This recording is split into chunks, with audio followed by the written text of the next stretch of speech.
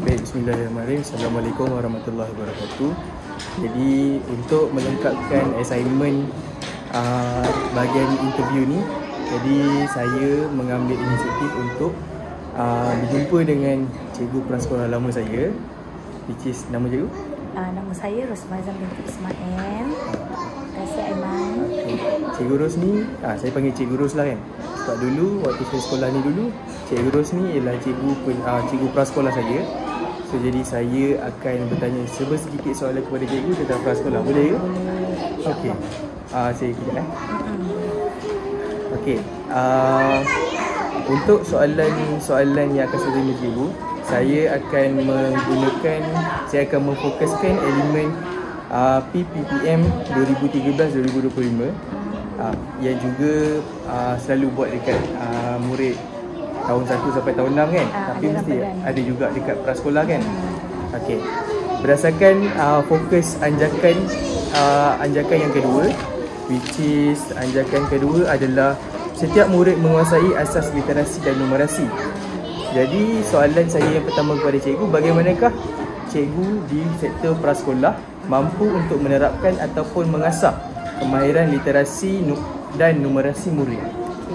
Alhamdulillah, terima kasih Aiman sudi interview cikgu dan tahniah sebab menyambung menjadi legacy guru juga. Okey, untuk di bidang prasekolah memang kita perlu pastikan murid prasekolah mesti menguasai literasi dan numerasi. Okey, di bidang dalam prasekolah saya ada buat aktiviti tambahan untuk prasekolah, iaitu aktiviti bacalah sayang. Jadi bila murid datang pada waktu pagi, sebab prasekolah akan bermula pukul 8, tapi ramai anak-anak prasekolah datang 7.30 bersama abang dan kakak. Dan masa taklimat ibu bapa pun saya memang terapkan pada ibu bapa bahawa murid prasekolah perlu datang awal sebelum pukul 8. Sebab Cikgu Ros akan buat aktiviti bacalah sayang menggunakan buku bacaan ni. Buku bacaan ni dia ada 4 untuk bahasa Melayu. Nombor 1, 2, 3 dan 4. Dia orang akan baca, saya akan bagi taklimat pada ibu bapa. Buku ni ibu bapa perlu tolong saya untuk memastikan anak-anak baca di rumah. Ada kesinambungan pembelajaran lah di rumah. Jadi buku ni saya akan bagi pada murid. Murid akan kenal dulu huruf ABC dengan berbantukan buku Iqra Jihad, modul Iqra Jihad. Selepas diorang dapat menguasai ABC dengan Iqra Jihad tu, baru diorang akan dapat buku 1. Melalui buku 1 ni saya akan bagilah untuk dia baca seperti macam ni kan. Cikgu Ros akan bulatkan page dan buat 5 kali. Dia kena baca kat rumah 5 kali bersama mak, ayah, abang, kakak ataupun nenek. Tak kisahlah baca dengan abang ke 2 kali. Asalkan 5 kali dia baca kat rumah. Lepas tu pagi-pagi dia akan datang baca dengan cikgu. Kalau dia berjaya kuasai page ni, cikgu akan tanda tangan dan dia akan bagi page seterusnya. Setiap murid macam tu. Sebab saya nak pastikan anak-anak dapat menguasai kemahiran membaca. Bila dah habis, setiap habis buku 1, bila habis buku 1, saya akan reward dengan duit RM1 dan hadiah. Jadi itu memotivasikan anak-anak untuk berlumba-lumba untuk belajar. Dan habiskan buku. Habis buku dapat reward. Dan gambar dia orang dapat reward saya akan share dalam grup pewaris ibu bapa lah. Contohnya grup WhatsApp dengan ibu bapa pelajar murid. Ya, grup Telegram ibu bapa. Contohnya dia dapat duit RM1, dan dapat hadiah. Hadiah misteri lah. Dan dia akan tukar kepada buku seterusnya. Dia akan berlumba-lumba lah. Pagi-pagi kawan-kawan yang dah menguasai akan bantu kawan-kawan yang belum menguasai 3 kali baca kat kelas. Baru datang baca dengan Cikgu Ros. Dan pagi-pagi dia orang akan ambil nombor. Kat depan tu kalau Aiman tengok ada nombor kan. Tu. Nombor tu, nombor 1 tu kan. Dia akan datang, orang nombor 1 akan ambil nombor. Jadi Cikgu Ros akan panggil lah, okey nombor 1 baca. Nombor 2 baca. Benda tu akan Cikgu Ros buat sebelum pukul 8. Dan Umi Aisyah pun akan bantu juga. Dan bila dah habis buku 4, murid-murid akan diberi buku bacaan bahasa Inggeris pula. Bila dah berjaya habis semua ni, dia akan pergi ke buku bahasa Inggeris 1. Macam tu juga. Cik Guru akan bulatkan page, dia balik baca kat rumah, datang, habis dapat reward. Gitulah. Untuk matematik, Cik Guru sebanyak buat aktiviti lah. Sebab anak-anak prasekolah ni dia masih kecil, dia kena hands on. Jadi cikgu bagi aktiviti, contohnya kita bagi nombor, dia main. Okey, dia letak guli, dia letak batu. Contohnya nombor 2, berapa? Kita bagi dalam kumpulan nombor 1 sampai 10. Dia ambil batu, dia letak, dia bekerjasama dalam kumpulan. Ada waktu menulis, ada waktu hands on main untuk numerasi. Gitulah. Kiranya kalau macam literasi kan, buku 1 sampai buku 4, setiap orang ada buku 1 sampai buku 4. Ada. Dan murid yang dah menguasai huruf, bila dia awal tahun masuk prasekolah tapi dia dah kuasai A sampai Z, dia tak dapat modul Iqra' Jiha. Kalau dia tak kuasai, cikgu bagi Iqra' Jiha dulu. Iqra' Jiha senang je nak tengok. Sekejap lagi tunjuk ke kamera. Sebab kenapa kita sebut Iqra'? Sebab kita susun huruf tu macam Iqra'. A B C gitu. Dia lebih kurang gitulah. Macam Iqra'. Susunan huruf. Itu. Ya, betul. Tapi dia pakai ABC. ABC dan kita letak secara rawak. Cikgu sebenarnya dapat modul tu daripada Facebook. Jadi cikgu cuba dah hampir 15 tahun. Cikgu guna cara ni. Dan cikgu baru-baru ni, cikgu sambung master pun, cikgu buat kajian tentang suku kata prasekolah. Alhamdulillah. 15 tahun maksudnya saya... selepas Aiman tu. Selepas Aiman cikgu buat. 2012 lah. Sebelum 2012 lah rasa. 2011 lah. Aiman 2011. 2012 lah kot. Sebab cikgu macam perlu buat sesuatu nak bantu murid. Sebab kalau setakat dia belajar kat kelas, memang tak cukup 4 jam. Dia kena ada kesinambungan di rumah. Dan cikgu minta izin guru besar. Setiap guru besar masa tu memang dia bersetuju, dia kata teruskan. Jadi 7.30, 7.20 dah start dah. Dia akan baca dulu sendiri. Macam minggu ni cikgu bertugas jaga pagar apa-apa kan. Umi Aisyah tolong, lepas tu cikgu masuk, cikgu buat yang bahasa Inggeris. Dia cepat lah sebab tahun ni rajin. Dah nak habis dah. Ramai yang dah bahasa Inggeris. Alhamdulillah. Laju bapak buku. Ya, laju sebab dia nak reward duit RM1. Duit RM1 dah hadiah. Sebab hadiah buku 1 hadiah lain, buku 2 hadiah lain. Kiranya macam buku 1 ada lain, buku 2 ada lain, tapi macam berapa orang? 25. 25 orang tu maksudnya buku 1 tu hadiah lain. So 25 orang tu semua hadiah lain. Bukan. Untuk buku 1 hadiah yang sama. Untuk buku 2 hadiah yang sama. Jadi diorang berlumba lah. Tapi untuk siapa hadiah dulu. Macam buku dengan duit tu memang daripada Cik Guru sendiri. Duit lah. Cik Guru tak ambil duit peruntukan prasekolah. Inisiatif cikgu sebab cikgu nak sesuatu dia orang boleh membaca sebelum ke tahun 1. Buku ni parent yang beli. Tapi parent tinggal kat sini lah. Bila akhir tahun cikgu akan serah. Jadi kita ada evidence lah buku 1 ni bila budak ni habis. Ni dia habis 19 bulan 5. Nama Musyar Zira. Lewat dah ni dia antara yang lemah juga. Kalau yang paling awal bulan 3, hujung bulan 3 bulan 4 tu dah habis. Budak cepat. Kita belajar kan bulan 2 ke bulan 2. Bulan 2 dah habis.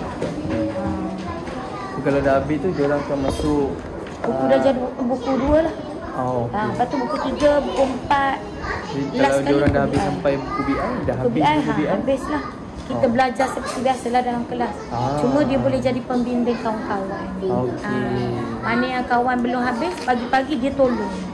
Cikgu ada gambar, nanti cikgu boleh share dengan Aiman. Boleh. Boleh saya masuk dalam video, masuk dalam portfolio. Lepas tu dalam pewaris pun cikgu akan post tahniah. Contohnya Aiman Arif telah berjaya habis tamat buku 1 berapa hari bulan. Cikgu hantar dekat parent. Parent memang suka.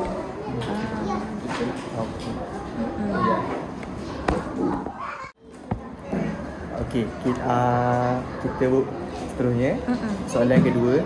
Soalan kedua ni dia masih lagi dalam PPPM 2013-2025, tapi kita lebih berfokus kepada anjakan nombor 9, which is nombor 9 adalah kerjasama antara ibu bapa, komuniti dan swasta secara meluas. Okey. So soalan dia, bagaimanakah cikgu prasekolah mampu untuk bekerjasama dengan ibu bapa ataupun komuniti yang ada jika ada masalah disiplin antara murid? Biasanya untuk masalah disiplin antara murid, untuk awal tahun memang kita akan create grup pewaris. Grup pewaris tu kita masukkan semua parent bersama guru dan juga pembantu serta pentadbir dalam grup tu. Dan kita akan maklumkan awal-awal tak boleh ada aktiviti jualan. Sekiranya ada masalah apa-apa, ibu bapa boleh PM terus kepada guru kelas. Dia tak boleh blast dalam pewaris, sebab bahaya kalau blast dalam pewaris, takut berlaku konflik. Dia kena PM cikgu. Dan cikgu prasekolah pun sekiranya ada masalah tingkah laku disiplin murid, saya lebih selesa PM ataupun telefon direct kepada parent. Saya tak suka share dalam grup yang besar. Dan saya memang maklumkan kepada parent masa taklimat perlu ada two-way communication. Two-way communication untuk kita bincang tentang masalah anak-anak. Lepas tu kita ada hari terbuka. Hari terbuka, ibu bapa digalakkan datang untuk membincangkan tentang tahap perkembangan anak-anak. Dan Cikgu Ros pun bagi tahu, Cikgu Ros perlu berterus terang kepada parent sekiranya anak-anak ada tingkah laku masalah disiplin. Memang Cikgu Ros terbuka untuk bagi tahu parent supaya kita boleh selesaikan sama-sama. Sebab kita kena telus supaya ibu ayah tahu keadaan sebenar anak-anak. Itulah.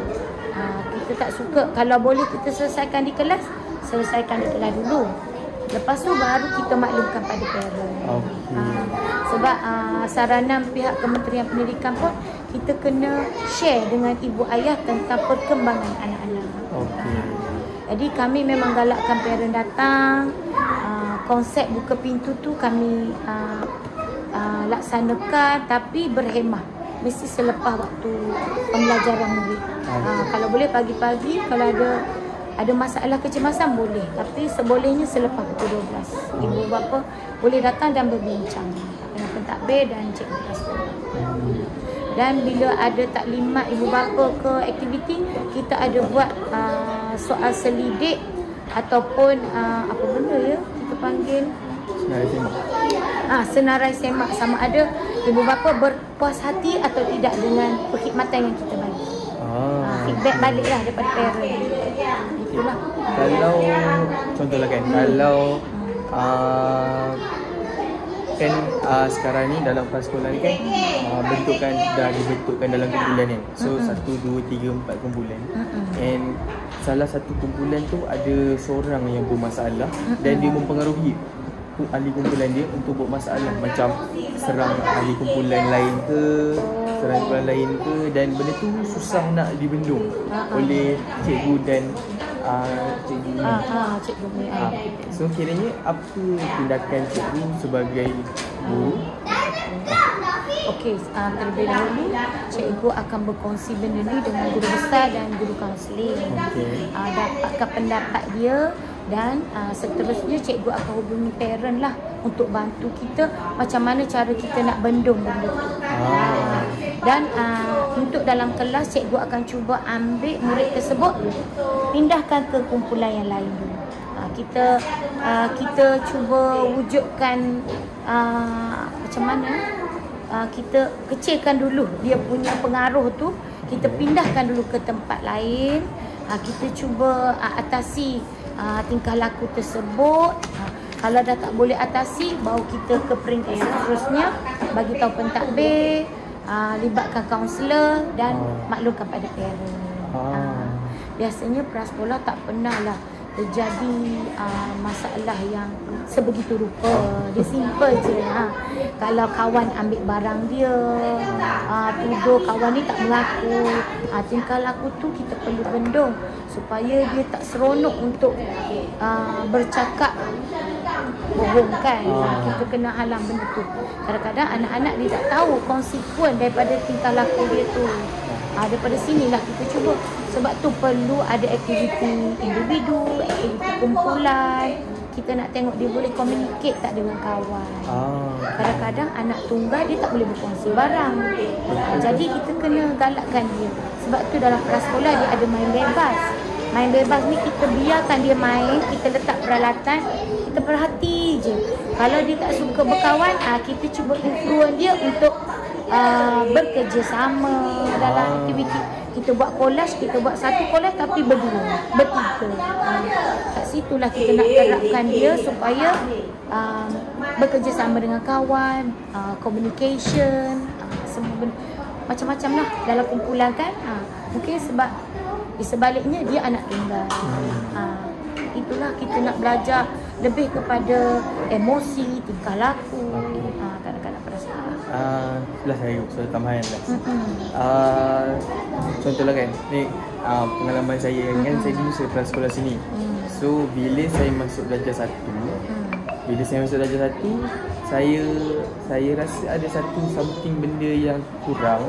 And then adalah saya pergi macam tanya kan, bila masuk darjah 1 kan ada juga geng-geng prasekolah kita yang sama kelas yang kita masuk ke satu kan. Ada yang pergi sekolah lain, ada yang tak, ada yang terus ni kan. Jadi benda tu menyebabkan contoh sekarang ni 25 orang. And bila masuk darjah 1 mungkin 40 orang, mungkin 45 orang. So dan 25 orang tu tak semua yang akan masuk ke darjah 1. Kelas sama-sama. Macam mana cikgu tak boleh pula tu jadi tahun 1 pula kan. Soalan apa Aiman nak tanya sebenarnya? Macam mana diorang ni murid-murid prasekolah ni nakkan adapt dengan suasana tu yang ramai, suasana berkawan yang baru dan ramai. Ramai. Itulah sebenarnya sebab tu sekarang ni kita galakkan dalam dia, biar kita start daripada benda yang mudah kepada yang lebih susah. Sekarang ni kan macam anak tunggal, dia kena masuk prasekolah. Jadi ada dah 25 orang. Maksud dia semakin lama semakin ramai. Sebab tu cikgu, kalau Aiman ingat, cikgu selalu kata awak kena tulis cepat. Nanti darjah 1 cikgu berbeza, cikgu tak tunggu kan. Kalau tak siap, cikgu tak ada buat. Macam prasekolah ni dia fleksibel tau. Bila dia tak siap weekend, kalau ramai tak siap, okey kita teruskan walaupun sejam. Kalau tahun 1 cikgu tu dah nak keluar, dia akan suruh stop. Sebab cikgu BI dah nak masuk. Betul. Gitu. Jadi sebenarnya macam kita cikgu juga, kita tak boleh ajar murid-murid sesuatu yang susah. Kita kena start dengan yang mudah, susah sikit dan lebih susah. Pada konkret kepada abstrak. Kalau konkret tu dia nampak, satu ada dua batu. Bila pergi aliran perdana, cikgu dah tak letak batu kan. Betul. Cikgu lebih guna whiteboard. Whiteboard dia dah tulis dah 3 tambah 4. Lebih kepada complicated. Konkret kepada abstrak. Konkret tu kita nampak. Abstrak kepada yang kita tak boleh nak. Kita kena fikirkan. Kena fikir. Gitulah sebab tu. Cikgu galakkan kalau nak masuk 6 tahun, masuklah di sekolah kebangsaan. Jangan di swasta. Bukan swasta tak bagus, swasta bagus. Tapi dia kan kecil. Nanti murid-murid swasta datang, dia terperanjat keadaan sekolah yang macam ni, sekolah ramai. Bila masuk kelas lagi terperanjat. Nak cope tu susah. Jadinya macam bagi cikgu, sekolah-sekolah kebangsaan yang open ataupun JKC tu samalah kan, cuma beza bangsa je lah kan. Lagi bagus lah kan sebenarnya daripada private school, homeschooling. Bukan lagi bagus, macam environment sekolah tu dah ada di situ. Jadi anak-anak kita tak terperanjat. Diorang bagus juga silibus diorang, cuma persekitaran diorang macam kecil. Bila kecil, anak-anak ni macam duduk gitu kan, dia tak tak didedahkan dengan keadaan persekolahan sebenar. Kan. Sebab tu kerajaan, tujuan utama kerajaan wujudkan prasekolah ni, dia nak bagi kurangkan masalah datang sekolah menangis. Kalau zaman dulu kan tahun 1 mak ayah kena tunggu sampai kena sebulan 2 bulan. Betul. Sebab budak-budak kecil tu menangis, dia rasa tak selamat. Berpisah daripada mak ayah kan. Tiba-tiba kena masuk dekat tempat yang sangat asing, orang yang tak kenal. Sebab tu bila dia wujudkan prasekolah supaya anak-anak prasekolah ni bila pergi tahun 1, lah itulah prasekolah saya. Oh, saya pernah datang kat sini. Saya tak takut. Gitulah. Sesekali dia dah nampak, oh tu cikgu prasekolah saya dulu, saya selamat. Sebab budak-budak kecil ni dia perasaan tak selamat tu tinggi. Dia kebergantungan kepada mak ayah tinggi. Jadi tempat baru pula kan. Tempat baru, mak ayah jauh, tak nampak. Benda yang tak nampak pada mata kan. Sekurang-kurangnya daripada jauh tahun 1 tu nampak, cikgu Ros. Sebab tu kalau Aiman perasan waktu rehat penuh ni depan cikgu Ros. Murid tahun 1, tahun 2 pun datang. Pernah pengalaman cikgu Ros sebelum ni. Murid tahun 1 cikgu Ros beli makanan, duduk makan bersila kat situ. Kata Nidat pergi makan kat sini. Tak nak, saya nak tengok cikgu Ros duduk makan sambil tengok cikgu Ros bersila kat depan kat longkang. Ya.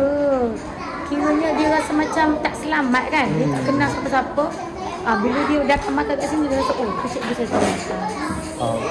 Itulah. Jadi tak ada apa dah. Kalau tambahan pun tak ada dah. Okey. Terima kasih Ibu sebab turut serta dalam interview ni.